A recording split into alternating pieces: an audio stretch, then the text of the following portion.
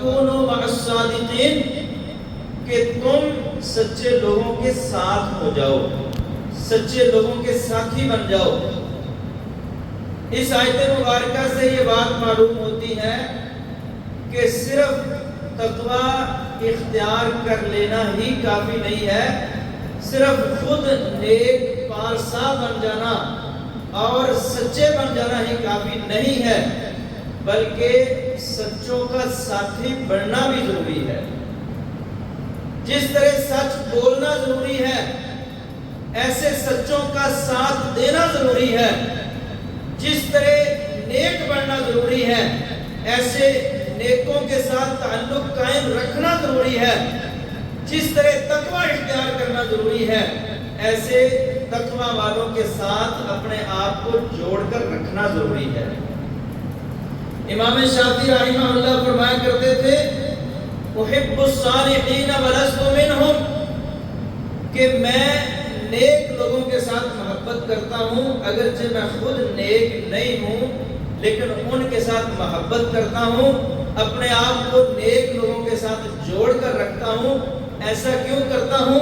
لعلی ان انال بہم شفاعہ، شاید کہ نیکوں کے ساتھ جڑنے کی وجہ سے قیامت کے دن میرے لیے بھی سفارش ہو جائے۔ اس لیے میں اپنے آپ کو نیک لوگوں کے ساتھ جوڑ کے رکھتا ہوں۔ ہمارے ایک بہت بڑے عالم تھے سعودی عرب میں، شیخ محمد بن صالح العثیمین رحمہ اللہ، سعودی عرب کے مفتی اعظم تھے اور بڑی کتابیں انہوں نے لکھی ہیں اور بہت بڑے عالم تھے۔ ایک دفعہ مسجد میں بیٹھے درس دے رہے تھے کہ درس کے دوران ہی سامنے بیٹھے ایک بندے سے پوچھا کہ ابھی میں نے کیا کہا ہے؟ اس نے کہا جی مجھے نہیں پتا آپ نے کیا کہا ہے۔ ہوتا نا کئی دفعہ خطیب حضرات پوچھ لیتے ہیں بتاؤ بھی میں کیا بات کر رہا تھا، تو کہا میں کیا کہہ رہا تھا، میں نے کیا بات کی ہے؟ اس نے کہا مجھے نہیں معلوم آپ نے کیا کہا ہے۔ تو شیخ نے اس کو یہ کہا کہ بھائی جب تجھے پتہ ہی نہیں ہے کہ میں کیا کہہ رہا ہوں تو پھر یہاں درس میں بیٹھے کیا کر رہے ہو، کیا لینے یہاں آئے ہو؟ تو اس نے آگے سے بڑا زبردست جواب دیا، کہتا ہم نے حدیث سنی ہے کہ نیک لوگوں کے ساتھ بیٹھنا بھی ضائع نہیں جاتا، اللہ اس کو بھی قبول کرتا ہے، میں تو اس لیے بیٹھا ہوا۔ شیخ نے اس کی بات سنی تو رونے لگ گئے اور کہتے ہیں ہم اس کو درس دے رہے تھے لیکن اس نے ہمیں درس دے دیا ہے۔ صحیح بخاری میں حدیث ہے، ہمارے نبی کریم صلی اللہ علیہ وسلم نے فرمایا جب لوگ اکٹھے ہو کر درس کا اہتمام کرتے ہیں اور اللہ تعالیٰ کے ذکر کا اہتمام کرتے ہیں، اکٹھے بیٹھے ہیں، اللہ تعالیٰ کو یاد کر رہے ہیں، اللہ کی حمد کرتے ہیں، تسبیح کرتے ہیں، اللہ کی بزرگی، پاکی اور بڑائی بیان کرتے ہیں، تو آسمان سے آئے ہوئے فرشتے اس مجلس کو گھیر لیتے ہیں۔ پھر اللہ تعالیٰ ان فرشتوں سے پوچھتا ہے، حالانکہ اللہ تعالیٰ کو تو سارا ہی پتا ہے، لیکن اللہ اپنے فرشتوں سے پوچھتا ہے کہ میرے بندے کیا کر رہے ہیں؟ تو فرشتے کہتے ہیں کہ اللہ وہ تیری تسبیح کر رہے ہیں، تیری حمد کر رہے ہیں، تیری بڑائی اور کبریائی اور پاکی بیان کر رہے ہیں۔ اللہ تعالیٰ فرشتوں سے کہتے ہیں کیا میرے بندوں نے مجھے دیکھا ہے؟ کہتے ہیں کہ اللہ انہوں نے تجھے دیکھا تو نہیں ہے۔ اللہ کہتے ہیں اگر وہ مجھے دیکھ لیں تو اس سے بھی زیادہ میری تسبیح کریں، اس سے بھی زیادہ میری حمد بیان کریں اور اس سے بھی بڑھ کر میری تعریفیں کریں۔ پھر اللہ تعالیٰ فرشتوں کو پوچھتے ہیں کہ وہ کیا مانگتے ہیں؟ فرشتے کہتے ہیں اللہ وہ تجھ سے تیری جنت کا سوال کر رہے ہیں۔ پھر اللہ فرشتوں سے پوچھتا ہے کہ کیا میرے بندوں نے جنت کو دیکھا ہے؟ فرشتے کہتے ہیں انہوں نے دیکھا تو نہیں ہے۔ اللہ کہتے ہیں اگر وہ جنت کو دیکھ لیں تو جس طرح اب جنت مانگ رہے ہیں اس سے زیادہ مانگنا شروع کر دیں۔ پھر اللہ تعالیٰ فرشتوں سے پوچھتے ہیں وہ کس بات سے پناہ مانگ رہے ہیں، کس چیز کا خوف کر رہے ہیں؟ فرشتے کہتے ہیں اللہ وہ جہنم سے پناہ مانگ رہے ہیں کہ کہیں ہم جہنم میں داخل نہ ہو جائیں۔ اللہ تعالیٰ فرشتوں سے پوچھتے ہیں کہ کیا میرے بندوں نے جہنم کو دیکھا ہے؟ فرشتے کہتے ہیں اللہ انہوں نے جہنم کو نہیں دیکھا۔ اللہ کہتے ہیں اگر انہوں نے جہنم کو دیکھ لیا ہوتا آپ جہنم سے ڈر رہے ہیں، اس سے زیادہ جہنم سے ڈرتے اور اس سے زیادہ جہنم سے پناہ مانگتے، پھر اللہ تعالیٰ فرشتوں کو کہتے ہیں اے میرے فرشتوں جاؤ تم گواہ ہو جاؤ، میں نے ان سب کو معاف کر دیا ہے، سب کو بخش کر جنت میں داخل کر دیا ہے۔ رسول اللہ صلی اللہ علیہ وسلم فرماتے ہیں اللہ تعالیٰ کی یہ بات سن کر فرشتوں میں سے ایک فرشتہ کہتا ہے فیہم فلان لیس منہم انما جاء لحاجت، اے اللہ تو نے اس جگہ پر بیٹھے سارے لوگوں کو معاف کر دیا ہے، حالانکہ وہاں ایک ایسا بندہ بھی اس جگہ پر بیٹھا ہوا تھا جو ذکر کرنے کے لیے یا تیری عبادت کرنے کے لیے یا درس اور نصیحت سننے کے لیے نہیں آیا، وہ تو اپنے کسی کام کے لیے آیا تھا اور وہاں پر بیٹھ گیا۔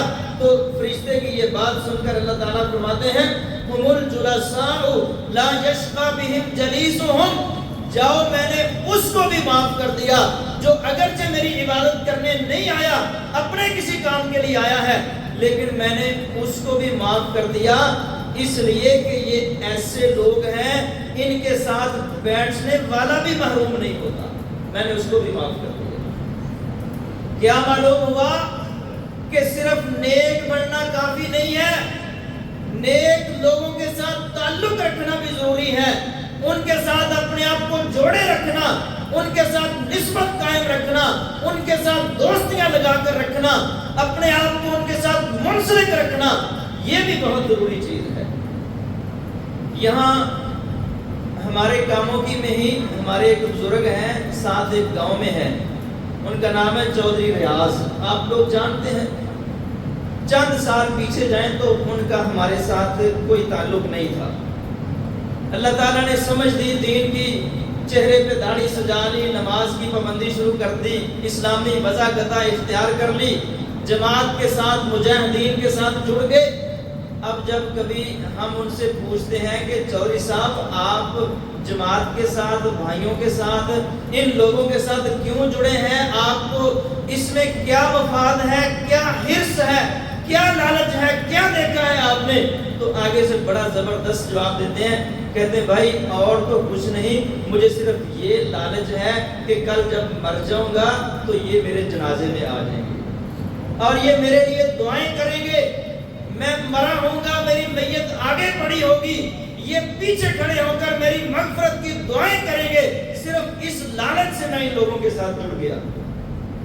احب الصالحین ولست منہم لعلی ان انال بہم شفاعہ، میں اگرچہ خود نیک نہیں ہوں لیکن نیک لوگوں کے ساتھ جڑا رہتا ہوں، ان کے ساتھ محبت کرتا ہوں، اس امید سے کہ شاید کل قیامت کے دن اس تعلق اور نسبت اور جوڑ کی وجہ سے اللہ تعالیٰ میرے حق میں بھی ان کی سفارش کو قبول فرما لے۔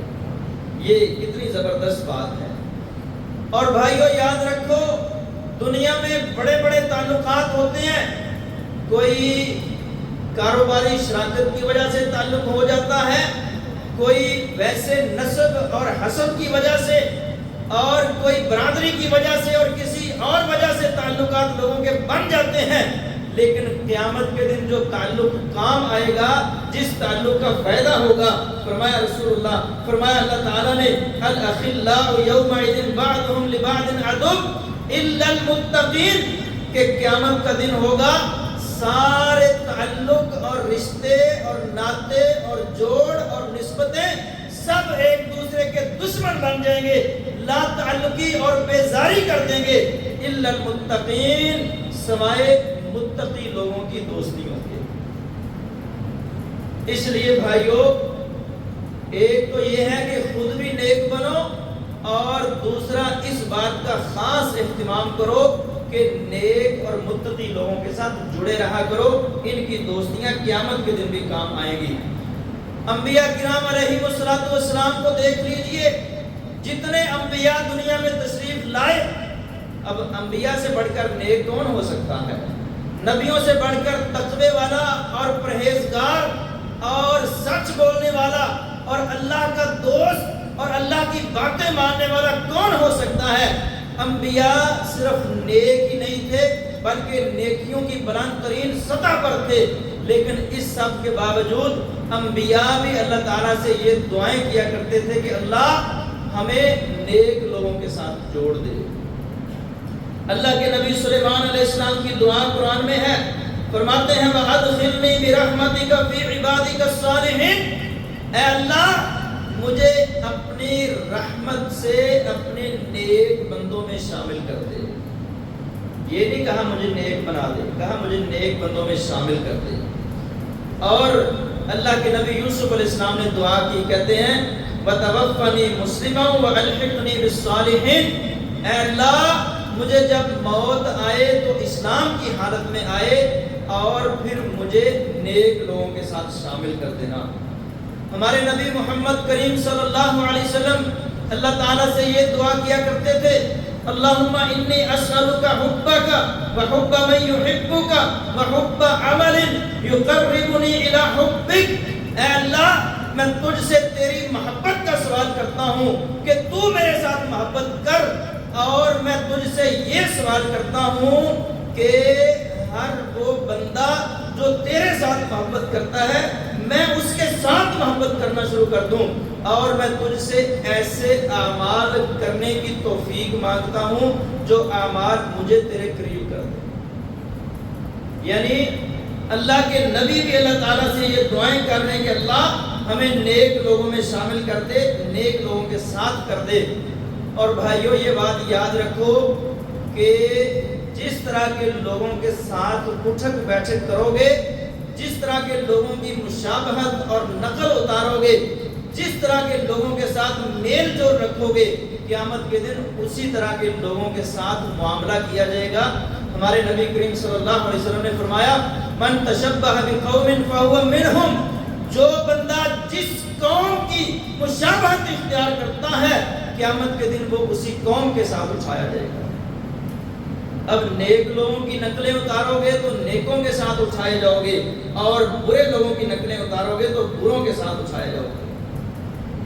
قرآن میں اللہ تعالیٰ نے سورہ یاسین میں اپنے 3 پیغمبروں کا تذکرہ کیا کہ ہم نے ایک بستی کی طرف 3 نبی بنا کر بھیجے۔ پہلے ایک نبی بھیجا، پھر دوسرا بھیجا، پھر تیسرا بھیجا، تینوں اکٹھے ایک ہی بستی کی طرف نبی بن کر آئے۔ تینوں نے اپنی قوم کو اللہ کی توحید کی طرف دعوت دی، لیکن قوم نے آگے سے انکار کر دیا۔ ایک بڑا شہر تھا، بڑا علاقہ تھا، وہاں شہر کے باہر نواحی علاقے میں ایک کمزور اور غریب اور اجنبی جو کوئی زیادہ فیمس اور مشہور نہیں تھا وہ آدمی رہتا تھا۔ اس نے انبیاء کی تائید کی، ان پر ایمان لایا، اور قرآن میں اللہ تعالیٰ نے اس کا تذکرہ کیا ہے وَجَاءَ مِنْ أَقْصَى الْمَدِينَةِ رَجُلٌ يَسْعَىٰ قَالَ يَا قَوْمِ اتَّبِعُوا الْمُرْسَلِينَ، کہ شہر کے دور کے کنارے سے ایک آدمی دوڑتا ہوا آیا اور آ کر اپنی قوم کو کہنے لگا اے میری قوم کے لوگوں اتبعوا المرسلین، ان رسولوں کی پیروی کرو۔ اب دیکھو بھائیو، جو غریب لوگ ہوتے ہیں وہ شہروں کے مرکزی علاقوں میں نہیں ہوتے، وہ باہر ہوتے ہیں، اور دوڑتا ہوا آیا ہے، اس کا مطلب ہے اس کے پاس کوئی سواری کا انتظام نہیں تھا، اور اللہ تعالیٰ نے اس کے لیے رجل نکرہ کا لفظ بولا ہے، اس کا مطلب ہے کوئی زیادہ فیمس سٹار اور مشہور نہیں تھا، اس کا کوئی خاص چرچا نہیں تھا، غریب اجنبی اور گمنام شخص، لیکن اس نے رسولوں کی تائید کی۔ آج ایک زمانہ گزر چکا ہے، کئی 100 سال گزر چکے ہیں، اس علاقے کے بڑے بڑے سیٹھ اور تاجر اور مالدار اور عہدوں والے اور شہرت والے سب لوگ دنیا سے چلے گئے، آج ان کو کوئی یاد کرنے والا نہیں ہے، لیکن یہ غریب آدمی جو شہر کے دور کے علاقے میں رہتا تھا، مشہور نہیں تھا، لیکن اس نے اپنے آپ کو نبیوں کے ساتھ جوڑ دیا، انبیاء پر ایمان لے آیا، ان کی تائید کی۔ آج کئی 100 سال گزرنے کے بعد بھی لوگ اس کو اچھے لفظوں کے ساتھ یاد کر رہے ہیں۔ یعنی بڑے بڑے سیٹھوں اور مالداروں اور سرداروں اور چودھریوں کے تذکرے مٹ گئے، اور ایک غریب اجنبی کمزور آدمی کا تذکرہ آج بھی قرآن میں موجود ہے. فرق دونوں میں یہ ہے کہ ایک نبیوں کے ساتھ جڑ گیا اور دوسروں نے اپنے آپ کو نبیوں کا دشمن بنا لیا. اس واقعہ سے ہمیں یہ سبق ملتا ہے لیس المہم من انت المہم ماذا قدمت وبمن تحب انت. اہم بات یہ نہیں ہے کہ تم کون ہو، تمہارا نسب کیا ہے، تمہارا خاندان کیا ہے، تمہاری دولت اور عہدہ کیا ہے، یہ بڑی بات نہیں ہے. بڑی بات یہ ہے کہ تم کس کے ساتھ محبت کرتے ہو، تمہارا تعلق اور نسبت کس کے ساتھ. نبی کریم صلی اللہ علیہ وسلم کا خاندان دنیا جہان کا اول چنیدہ ہوا اللہ تعالیٰ کا منتخب شدہ خاندان ہے. مقام بھی ہے، مرتبہ بھی ہے، فضیلت بھی ہے، حسب و نسب بھی ہے، سب کچھ ہے. یہ نبی علیہ السلام کا خاندان ہے، دنیا کا چنا ہوا خاندان. جبکہ سلمان فارسی رضی اللہ تعالی عنہ دور دراز فارس سے، ایران سے چلے، کوئی خاص بڑا پس منظر خاندان نہیں ہے. سلمان فارسی نے اپنے آپ کو نبی علیہ السلام کے ساتھ جوڑ دیا، اللہ کے نبی پر ایمان لے آئے اور نبی علیہ السلام کا سگا چچا، خونی رشتہ دار، بنو ہاشم خاندان کا اعلیٰ حسب و نسب والا ابو لہب، اس نے محمد رسول اللہ صلی اللہ علیہ وسلم کی مخالفت کی. تو نتیجہ کیا نکلا کہ جس کے خاندان کو کوئی نہیں جانتا وہ محمد کے ساتھ جڑ گیا. آج ساری دنیا اس کے ساتھ محبت کرتی ہے. اور جس ابو لہب کا خاندان بہت اونچا تھا، بہت بڑا تھا، بہت مقام و مرتبہ تھا، لیکن اس نے اپنے آپ کو محمد رسول اللہ صلی اللہ علیہ وسلم کے ساتھ نہیں جوڑا. آج دنیا اس کے ساتھ نفرت کرتی ہے. معلوم ہوا کہ اسلام کے ہاں نسب نہیں، نسبت چلتی ہے.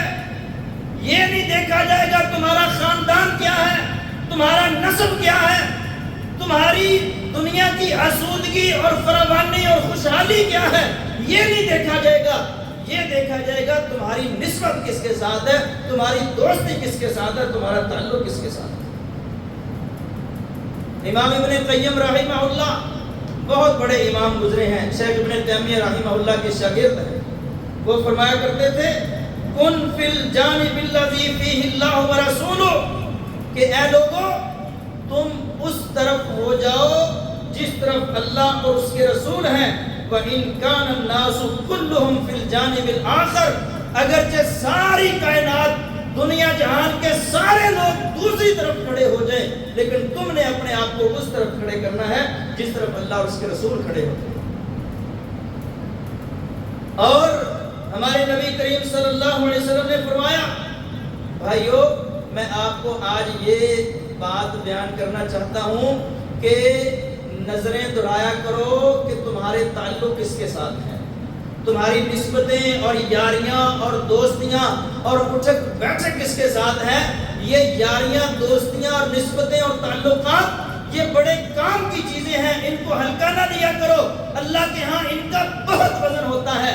لہٰذا اپنی سمتوں کا تعین کرو، اپنے قبلے درست کرو، اپنی یاریاں تبدیل کرو، وفاداریاں تبدیل کرو، اپنے آپ کو نیک لوگوں کے ساتھ، مجاہدوں کے ساتھ، اللہ کے دین کے داعیوں اور عالموں کے ساتھ، اللہ کی بات کرنے والوں کے ساتھ جوڑ لو.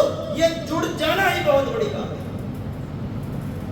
ہمارے نبی کریم صلی اللہ علیہ وسلم نے فرمایا المرء مع من احب، قیامت کا دن ہوگا آدمی اس کے ساتھ ہوگا جس کے ساتھ محبت کرتا ہوگا. جو لوگ اپنے چہرے، اپنے لباس، اپنے وضاحت، اپنے سٹائل، اپنے گھر باہر کے ماحول اللہ اور اس کے رسول اور اس کے صحابہ جیسے بناتے ہیں، گویا کہ وہ ان کے ساتھ محبت کرتے ہیں، یہ قیامت کے دن ان کے ساتھ ہوں گے. اور جن کے چہرے، جن کے لباس، جن کی وضاحت، جن کی اٹھک بیٹھک، جن کے فیصلے، اسٹائل اور طریقے اللہ اور اس کے رسول کے دشمنوں جیسے ہیں، گویا کہ وہ ان کے ساتھ محبت کرتے ہیں. وہ سوچنے کہ پھر وہ قیامت کے دن کس کے ساتھ ہیں.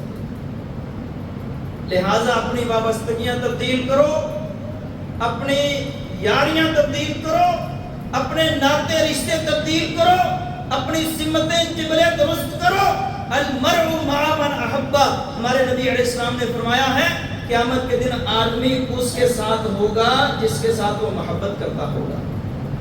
ایک عربی شاعر نے کہا ہے اذا كنت في قوم فصاحب خيارهم ولا تصاحب الارض فترضى مع الرضي، جب بھی تم کہیں جاؤ تو اچھے لوگوں کو اپنا دوست بنایا کرو، برے لوگوں کے ساتھ، جھوٹے لوگوں کے ساتھ، غلط لوگوں کے ساتھ دوستیاں نہ لگایا کرو، وہ خود تو ان کا بیڑا غرق ہوا ہے، وہ تمہارا بھی بیڑا غرق کرے۔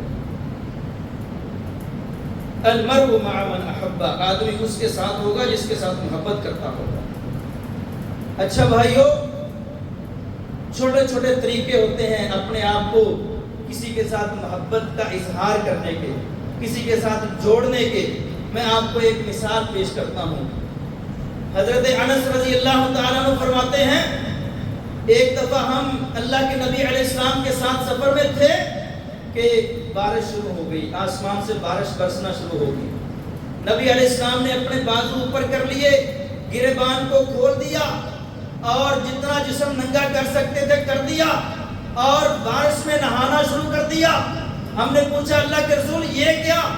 آپ اپنے جسم پر بارش کا پانی لگا رہے ہیں؟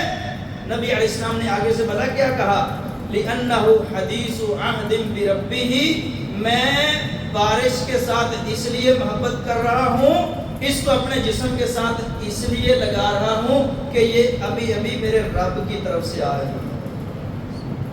کیا طریقہ ہے محبت کرنے کا؟ یعنی صرف رب کے ساتھ محبت نہیں، رب کی طرف سے آنے والی چیزوں کے ساتھ بھی محبت، اس لیے بارش کو پسند کر رہا ہوں کہ تازہ تازہ میرے رب تعالیٰ کی طرف سے آ رہی ہے، تو اس طرف سے جو بھی چیز آئے گی ہمیں اس کے ساتھ محبت کرنی۔ بھائیو، اللہ کے قرآن کو یہ سمجھ کر پڑھ لیا کرو کہ ہمارے رب کی طرف سے نازل ہوا، یہ اللہ تعالیٰ کے ساتھ محبت ہوگی۔ نبی علیہ السلام کی حدیث کو یہ سوچ کر سینے سے لگا لیا کرو کہ یہ بھی ہمارے رب تعالیٰ کی طرف سے نازل ہوئی ہے۔ دین اسلام پر ایمان لاؤ، اس کے ساتھ محبت کرو، اس لیے کہ یہ ہمارے رب کا پسندیدہ دین ہے۔ اور روزے رکھ کر بھوک اور پیاس اس لیے برداشت کر لیا کرو کہ یہ ہماری محبتوں کے محور و مرکز ہمارے اللہ رب العزت کا حکم ہے۔ اور اذان ہو جائے تو اذان سنتے ہی فوراً مسجد کی طرف لپکا کرو کہ ہمارے رب نے ہمیں بلا لیا ہے، اور سجدے میں پڑھ کر لذت محسوس کیا کرو کہ ہم اس ذات کو سجدہ کر رہے ہیں جو ہماری محبوب ذات ہے، جس نے ہمیں سجدہ کرنے کا حکم دیا ہے، ہمیں اس کے ساتھ محبت ہے اور ہم محبت میں اپنے رب کو سجدہ کر رہے ہیں۔ یہ بھی محبت کا ایک طریقہ ہوتا ہے۔ اللہ تعالیٰ نے قرآن میں مکے کی قسم اٹھائی ہے، فرمایا لا اقسم بهذا البلد، دیکھنا ذرا محبت کیسے ہوتی ہے۔ لا اقسم بهذا البلد، مجھے قسم ہے مکہ مکرمہ کی۔ آگے قسم اٹھانے کی وجہ بیان کی کہ کیوں مجھے مکے سے محبت ہے۔ وَأَنْتَ حِلٌّ بِهَذَا الْبَلَدِ، اے محبوب ہمیں مکے کے ساتھ اس لیے محبت ہے کہ آپ اس شہر میں رہتے ہو۔ کیا پیارا انداز ہے، صرف محبوب کے ساتھ محبت نہیں، محبوب کے علاقے کے ساتھ بھی محبت، اس کے شہر کے ساتھ بھی محبت، اس کی ایک ایک چیز کے ساتھ محبت۔ دیکھو اپنے آپ کو دوسروں کے ساتھ جوڑنے کا طریقہ۔ محمد رسول اللہ صلی اللہ علیہ وسلم نے بارش کے ساتھ اس لیے محبت کی کہ بارش اللہ کی طرف سے آ رہی ہے، اور اللہ تعالیٰ نے مکے کے ساتھ اس لیے محبت کی کہ مکے میں محمد رسول اللہ صلی اللہ علیہ وسلم رہتے ہیں۔ یعنی کبھی ایسے بھی محبتوں کا اظہار ہو جاتا ہے اور کبھی ایسے بھی اپنے آپ کو دوسروں کے ساتھ جوڑ دیا جاتا ہے۔ حضرت علی رضی اللہ تعالیٰ عنہ ایک چادر بہت اوڑا کرتے تھے، ہر وقت اپنے کاندھے پہ چادر رکھتے۔ کسی نے پوچھا امیر المومنین آپ یہ چادر نہیں چھوڑتے، لباس تبدیل کر لیتے ہیں، لیکن یہ چادر ہمیشہ آپ کے پاس رہتی ہے، اس چادر کے ساتھ آپ کو بڑی محبت ہے، کیا وجہ ہے اس کی؟ علی رضی اللہ عنہ نے فرمایا انہو کسانی خلیلی وسیفی وصدیقی وخاصتی۔ عمر بن الخطاب رضی اللہ عنہ کہتے ہیں مجھے اس چادر کے ساتھ اس لیے محبت ہے کہ یہ مجھے میرے جگری یار، میرے چنیدہ، میرے مخلص دوست اور میرے خاص ساتھی عمر بن خطاب رضی اللہ عنہ نے یہ چادر مجھے دی تھی، اس لیے مجھے اس کے ساتھ محبت ہے۔ یعنی صرف عمر کے ساتھ محبت نہیں، عمر کی طرف سے آنے والی چادر کے ساتھ بھی محبت۔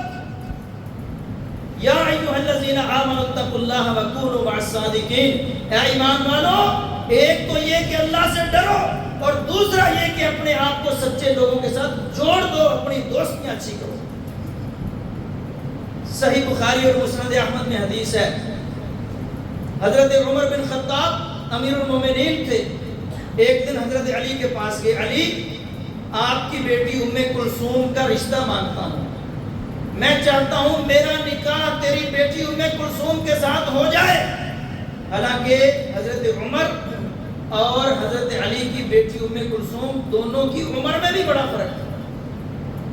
حضرت علی نے وجہ پوچھی کہ امیر المومنین آپ یہ رشتہ کیوں مانگ رہے ہیں؟ کہا علی مجھے کوئی رشتوں کی کمی نہیں ہے، میرے پاس بڑے رشتے ہیں، لیکن آپ کے خاندان میں صرف اس نیت سے رشتہ کرنا چاہتا ہوں کہ قیامت کے دن جب اٹھوں تو میں وہ عمر ہوں جس کا محمد رسول اللہ کے خاندان سے تعلق ہو، میں تو صرف تعلق جوڑنا چاہتا ہوں، مجھے کوئی رشتوں کی کمی نہیں۔ بھائیو یہ لالچ رکھا کرو، یہ حرص رکھا کرو، اپنے اندر یہ طمع رکھا کرو، اور ایسی باتوں پہ بار بار غور کیا کرو کہ ہمارے تعلقات کن لوگوں کے ساتھ ہیں، ہماری وابستگیاں کن لوگوں کے ساتھ ہیں۔ میں آپ کو ایک واقعہ سناتا ہوں۔ حسین بن حسن رازی رحمہ اللہ بیان کرتے ہیں، کہتے ہیں مصر کے بازار میں ایک دکاندار کے پاس کچھ سامان اور سودا خریدنے کے لیے گیا، اور جب اسے سودا خرید لیا تو باتوں باتوں میں میں نے اس کو یہ بتایا کہ میں امام احمد بن حنبل کا شاگرد ہوں، میں نے احمد بن حنبل رحمہ اللہ سے ڈائریکٹ حدیثیں پڑھی بھی ہیں، سنی بھی ہیں، لکھی بھی ہیں۔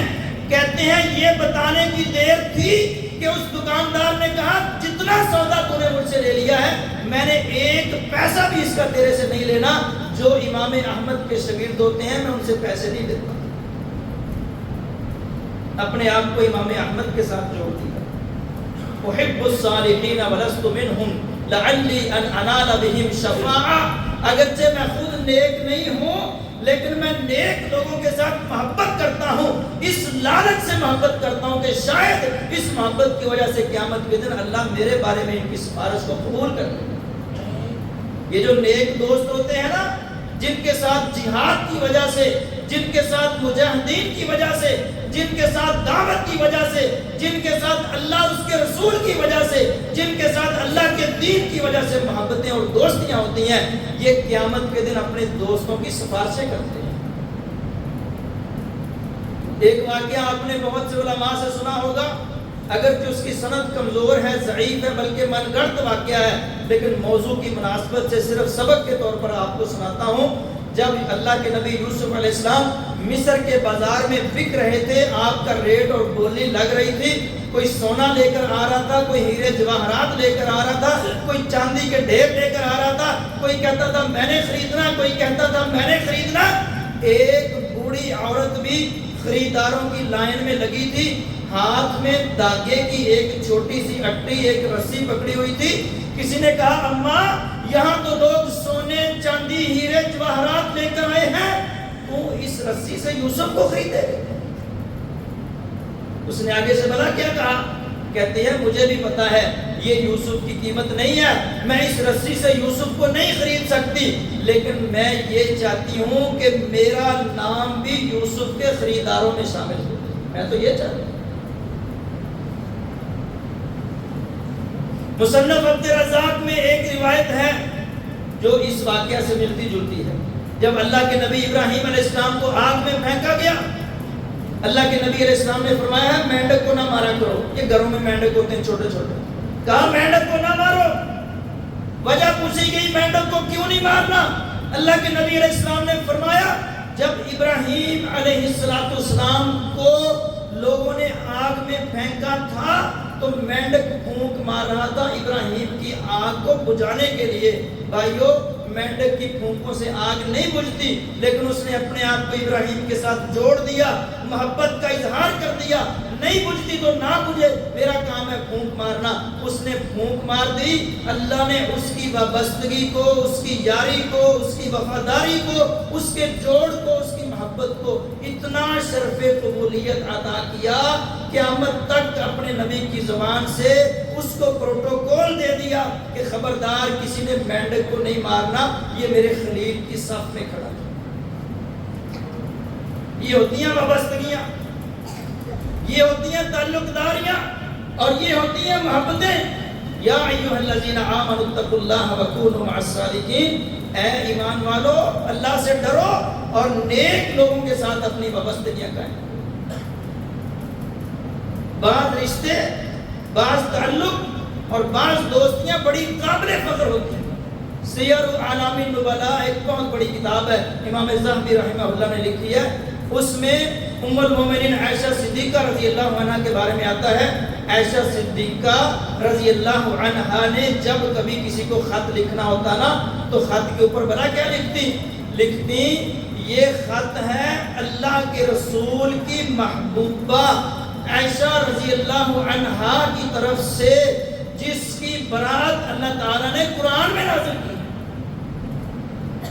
یعنی اپنے اس رشتے پر فخر کرتی کہ میں اللہ کے رسول کی محبوبہ ہوں۔ کتنی فخر کی بات ہے۔ حضرت امیر معاویہ رضی اللہ تعالیٰ عنہ لوگوں کے اندر بڑے فخر کے ساتھ کہا کرتے تھے، کہتے تھے لوگوں لا تجدون رجلا منزلتہ من رسول اللہ صلی اللہ علیہ وسلم منزلتی، لوگوں تم کو میرے جیسا بندہ کوئی نہیں ملے گا۔ یہ کون کہتے تھے؟ امیر معاویہ رضی اللہ، میرے جیسا بندہ تم کو کوئی نہیں ملے گا۔ بلا وہ کیسے؟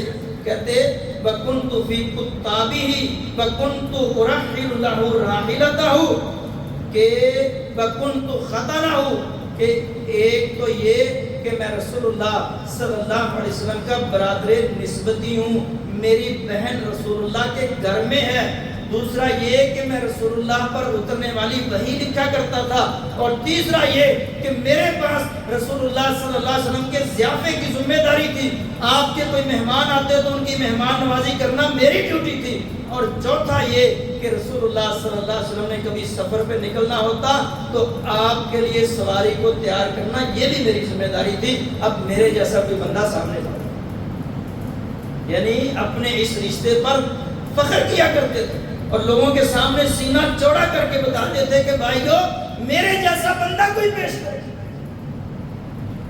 اور ایک حدیث ہے صحیح بخاری میں ہے، نبی علیہ السلام فرماتے ہیں، اب دیکھو یہ چھوٹے چھوٹے تعلق کتنے مفید ہوتے ہیں، فرماتے ہیں ایک وقت آئے گا مسلمان کافروں کے ساتھ جنگ کریں گے، مسلمانوں کو فتح نہیں ہو رہی ہوگی، مسلمان کہیں گے کوئی ایسا بندہ تلاش کرو جس نے رسول اللہ صلی اللہ علیہ وسلم کو اپنی آنکھوں سے دیکھا ہو۔ ایک بندہ تلاش کر کے لائیں گے، رسول اللہ کے صحابی کو میدان جنگ میں لائیں گے، اس کی برکت سے اللہ تعالیٰ مسلمانوں کو فتح عطا کر دے گا۔ پھر ایک وقت آئے گا مسلمانوں کی کافروں سے جنگ ہوگی، مسلمانوں کو فتح نہیں ہو رہی ہوگی، پھر مسلمان آپس میں مشورہ کریں گے، کہیں گے کوئی ایسا بندہ تلاش کر کے لاؤ جس نے کسی ایسے بندے کو دیکھا ہو جس نے محمد رسول اللہ کو دیکھا، یعنی جس نے کسی صحابی کو دیکھا ہو، اس کو لے کر آئیں گے، اس کی برکت سے اللہ تعالیٰ مسلمانوں کو فتح عطا کرتے ہیں۔ پھر ایک وقت آئے گا مسلمانوں کی پھر کافروں کے ساتھ جنگ ہوگی، پھر مسلمانوں کو فتح نہیں ہو رہی ہوگی، پھر مسلمان آپس میں مشورہ کریں گے، کہیں گے کسی ایسے بندے کو لاؤ جس نے کسی ایسے بندے کو دیکھا ہو جس نے رسول اللہ کے صحابی کو دیکھا ہو، وہ پھر ایسے بندے کو تلاش کر کے لائیں گے، اللہ اس کی برکت سے مسلمانوں کو فتح عطا کرے۔ یعنی محمد رسول اللہ کو نہیں، آپ کے صحابی کو نہیں، بلکہ صحابی کے صحابی کو، جس کو تابعی کہتے ہیں، کوئی ایسا بندہ لے آؤ جس نے کسی تابعی کو دیکھا ہو، اس کو لے آئیں گے، اللہ اس کی برکت سے مسلمانوں کو فتح عطا کرتا ہے۔ یہ کتنی بڑی بات ہے۔ اچھا ایک حدیث میں آتا ہے، فرمایا رسول اللہ صلی اللہ علیہ وسلم نے کہ جب تم مرغ کی آواز سنو، یہ مرغے بانگ دیتے ہیں نا، فرمایا اذا سمعتم صیاح الدیکۃ فاسألوا اللہ من فضلہ فإنہا رأت ملکا، کہ جب تم مرغ کو بانگ دیتے ہوئے سنو تو اس وقت اللہ تعالیٰ سے اللہ کا فضل اور اس کی رحمت مانگا کرو. یہ دعا کی قبولیت کا وقت ہوتا ہے. کیوں؟ فَإِنَّهَا رَأَتْ مَلَكًا، اس لیے کہ اس نے نیک فرشتے کو دیکھا ہوتا ہے. مرغا جب بانگ دیتا ہے نا تو نیک فرشتے کو دیکھتا ہے، دیکھ کر بانگ دیتا ہے. وہ دعا کی قبولیت کا وقت ہوتا ہے. اس وقت اللہ تعالیٰ سے رحمت اور فضل مانگا کرو. میرا یہاں سے استدلال یہ ہے کہ اگر ایک مرغ نیک فرشتے کو دیکھ کر بولے تو اس وقت اللہ کا فضل مانگنے والے کو اللہ کا فضل مل سکتا ہے. نیک فرشتے کو دیکھنے سے ایک مرغ کو اتنا پروٹوکول مل سکتا ہے، تو ایک انسان اگر نیک لوگوں کو دیکھتا رہے، ان کے ساتھ بیٹھتا رہے، ان کی نقلیں اتارتا رہے، ان کو اپنا آئیڈیل رہنما بناتا رہے، ان جیسا بننے کی کوشش کرتا رہے، تو سوچو انسان کو اللہ تعالیٰ کتنی عزت عطا کرے. یا ایھا الذین آمنوا اتقوا اللہ وکونوا مع الصادقین. اللہ تعالیٰ کہتے ہیں ایمان والو، ایک کو یہ کہ نیک بن جاؤ، اور دوسرا یہ کہ اپنے آپ کو نیک لوگوں کے ساتھ وابستہ کر لو، جوڑ دو. اللہ تعالیٰ سمجھنے کی، عمل کی توفیق عطا کرے.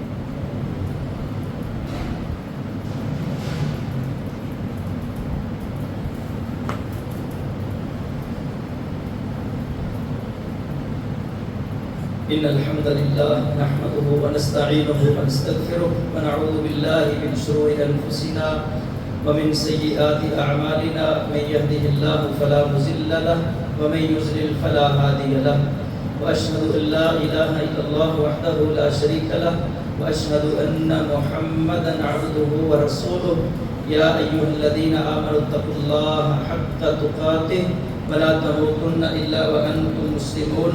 يا أيها الناس اتقوا ربكم الذي خلقكم من نفس واحدة وخلق منها زوجها وبث منهما رجالا كثيرا ونساء واتقوا الله الذي تساءلون به والأرحام إن الله كان عليكم رقيبا. يا أيها الذين آمنوا اتقوا الله وقولوا قولا سديدا يصلح لكم أعمالكم ويغفر لكم ذنوبكم ومن يطع الله ورسوله فقد فاز فوزا عظيما. أما بعد فإن خير الحديث كتاب الله وخير الهدي هدي محمد صلى الله عليه وسلم وشر الأمور محدثاتها وكل محدثة بدعة وكل بدعة ضلالة وكل ضلالة في النار. بھائیو، میں نے پچھلے جمعہ بھی یہ اعلان کیا تھا، دوبارہ کرتا ہوں کہ 14 اگست کو سپہر 4 بجے گجرانوالہ شہر میں شیراوالا باغ کے پاس ہماری جماعت مرکزی مسلم لیگ کی طرف سے نظریہ پاکستان کے حوالہ سے متحد قوم فاتح پاکستان، اس سلوگن سے، اس نظریہ سے ایک عظیم الشان پروگرام منعقد ہو رہا ہے. بھائیو، یہ پاکستان، وطن عزیز پاکستان جب بنا تھا تو اس کو بنانے کے پیچھے صرف ایک نظریہ تھا کہ پاکستان کا مطلب کیا؟ لا الہ الا اللہ. لیکن آج من حیث القوم مجموعی طور پر ہم اس نظریہ سے پیچھے ہٹتے جا رہے ہیں. یہ نظریہ ہی ایک بنیادی اکائی ہے جس پر امت کو، قوم کو متحد کیا جا سکتا ہے. اس کے علاوہ کوئی چیز نظر نہیں آتی جس پر بلوچیوں کو، سندھیوں کو، پٹھانوں کو، پنجابیوں کو، کشمیریوں کو، مختلف قوموں کو کوئی ایک کاز ایسا نظر نہیں آتا جس پر جمع کیا جا سکے. اس ساری قوم کا اتحاد فقط نظریہ پاکستان یعنی کلمہ توحید لا الہ الا اللہ محمد رسول اللہ پر. یہ نظریہ جتنا زندہ ہوگا اتنا اتحاد ہوگا، اور جتنا یہ کمزور ہوگا اتحاد اتنا کمزور ہوگا، افتراق اور اختلاف اتنا زیادہ ہوگا. تو وقت کی ضرورت ہے قوم کو متحد رکھنے کے لیے، ان کے ذہنوں میں اس نظریے کو مختلف اوقات میں تازگی ملتی رہے، اس کو تازہ کرتے رہیں. تو بھائیو، اسی حقیقت کو سامنے رکھتے ہوئے ہمارے امیر محترم کا یہ فیصلہ ہے.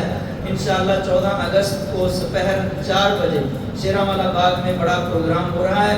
یہاں سے تقریباً 3 بجے گاڑیوں کا قافلہ، جن بھائیوں کی اپنی گاڑیاں ہیں، موٹر سائیکلیں ہیں یا بڑی گاڑیاں ہیں، وہ اپنی گاڑیوں پہ جانا چاہیں تو بہت اچھی بات ہے. نہیں تو بھائیوں کے لیے جانے کے لیے بسوں کا، گاڑیوں کا انتظام ہماری طرف سے، یہاں مرکز کی طرف سے کیا گیا ہے. تو بھائی ضرور اس پروگرام میں شرکت کریں. اور نظریہ پاکستان کے ساتھ اپنی وابستگی کا اظہار کریں۔ اللہ تعالیٰ جانے کی توفیق دے اور قبول فرمائے۔ سبحان ربک رب العزت عما یصفون۔